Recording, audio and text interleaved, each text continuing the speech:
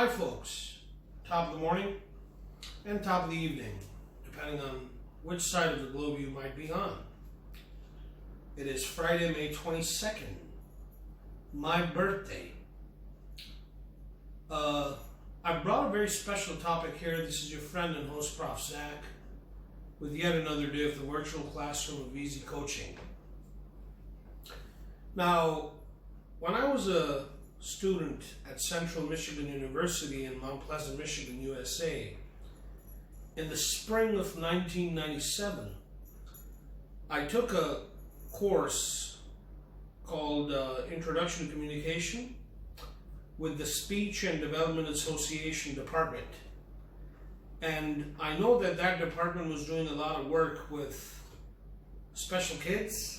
And one of the things that they were helping a lot of families with was autism spectrum disorder, or simply autism.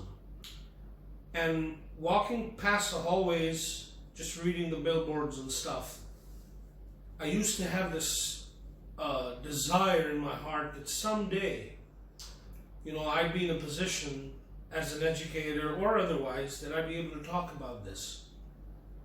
So I bring to you, from a learning disability perspective and a growth development disorder perspective, a very sensitive subject matter today, of that of autism. And keep in mind that April 2nd is Autism Awareness Day. So let's view Autism Spectrum Disorder Explained with Prof.ZAK, me of course. So what is Autism Spectrum Disorder, or ASD? It's a developmental disorder of variable severity that is characterized by difficulty in social interaction and communication, and by restricted or repetitive patterns of thought and behavior. Now, ASD happens to be a complicated condition, and this includes problems in social, language, and communication skills. Basically, all the skills required to enable learning. Let's keep talking about this a little more. The three most common forms of autism in the pre-2013 classification system were autistic disorder, or classic autism, Asperger's syndrome, and pervasive developmental disorder not otherwise specified, or PDD-NOS. Now, collectively, these three disorders share many of the same symptoms, meaning their symptoms overlap, but they may differ in severity and impact. There is no known single cause for autism spectrum disorder, but it is generally accepted that it may be caused by abnormalities in the brain structure or function, whereas brain scans show differences in the shape and structure of the brains in children with autism compared to the brains of neurotypical children. There's no one cause of autism. Research suggests that autism develops from a combination of genetic and non-genetic, or even environmental, influences. These influences appear to increase the risk that a child will develop autism. In some severe cases, an autistic child may never learn to speak or even make eye contact. But many children with autism and other autism spectrum disorders could relatively lead normal lives. What are the core symptoms of autism? They are social communication challenges and restricted, repetitive behaviors. Symptoms of autism may begin in early childhood, although, and this is a big tragedy, they may go unrecognized. Symptoms of autism may persist and interfere with daily life. Some social communication challenges with ASD are that children and adults with autism have difficulty with verbal and nonverbal communication. This is also why this is so important to me. I consider myself to be somewhat of a communication expert. For example, they may not understand or appropriately use spoken language because around a third of the people with autism are nonverbal. And we've spoken about nonverbal communication at length in one of my previous videos. Gestures, eye contact, facial expressions, and tone of voice. Additional social challenges can include difficulty with recognizing emotions and intentions in others, recognizing one's own emotions, the ability to express emotions, seeking emotional comfort from others, feeling overwhelmed in social situations, taking turns in conversation, being able to gauge personal space, meaning appropriate distance from others. What are some of the restricted and repetitive behaviors with ASD? They may happen to be repetitive body movements. For example, rocking, flapping, spinning, running back and forth. Excuse me.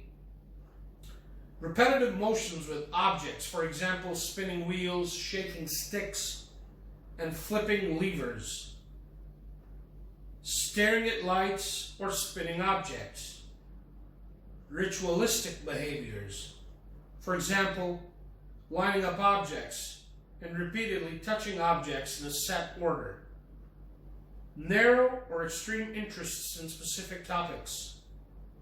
The need for unvarying routine or resistance to change, for example, the same daily schedule, the same meal menu, the same clothes, the same route to school. What are some of the other autism symptoms and signs?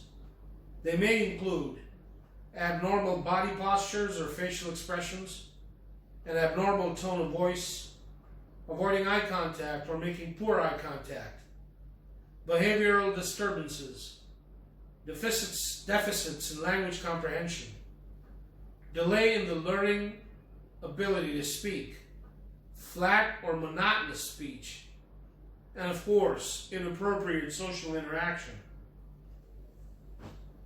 Now, ASD or autism may be linked to children watching television when very young. I'll repeat this. Autism may be linked to children watching television when very young, according to researchers. Scientists investigating the dramatic increase in the number of autistic children have said that the rise coincided with the use of cable television and videos. Leading psychiatrist Ian McGilchrist has said that technology has made children less empathetic and less able to read emotions. Constant use of technology such as smartphones is also making today's kids display borderline autistic behavior. Whereas the results of a preliminary leading study indicated that children who were not breastfed or were fed infant formula without docosahexaenic acid or arachidonic acid supplementation were significantly more likely to have autistic disorder, hence the need for nature's intervention. Although, and this is interesting to note, there's another disorder called ADHD or attention deficit hyperactivity disorder. Now, although ADHD and ASD share many of the same symptoms, keep in mind that the two are distinct conditions. Autism spectrum disorders are a series of related developmental disorders that affect language skills, behavior, social interactions, and the ability to learn, whereas ADHD impacts the way the brain grows and develops. And here's the big boulder on your head. A child could have both. ASD happens to be typically a lifelong condition, although a small percentage of children outgrow it thanks to early diagnosis and treatment. One of the most common symptoms of ASD in adults include difficulty interpreting what others are thinking or feeling. Now, the main goals when treating children with autism are to lessen associated deficits and family distress, and to increase the quality of life and functional independence. So generally speaking, higher IQs are correlated with greater responsiveness to both treatment and improved treatment outcomes. If you found today's topic of discussion interesting to watch, please like the video. In fact, just go ahead and subscribe to the Easy Coaching YouTube channel. Share some of my videos. And to get in touch with me for comments and or critique, my details are, with the email ID being eezeecoaching@gmail.com, and my WhatsApp ID for comments 0321 454 1716. This is your educator of preference, friend and host, Prof.ZAK, coming to you with yet another power-packed video. Stay tuned and keep watching. Tomorrow or next week, it'll be something else even more interesting. Stay indoors, stay blessed, take care of yourselves, and hey, keep smiling. You're precious.